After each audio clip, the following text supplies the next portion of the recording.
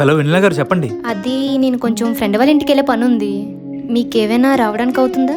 Work ఉంటే వద్దులేండి. Work ఏం లేదండి, వస్తాను. జొమాటోకి వెళ్తా అన్నారు. ఈ ఒక్క రోజు వెళ్ళకపోతే ఏం అవ్వదులేండి. ష్యూర్. ష్యూర్. సరే, నేను రూమ్ దగ్గర రెడీ అయి ఉంటాను. సరే అండి.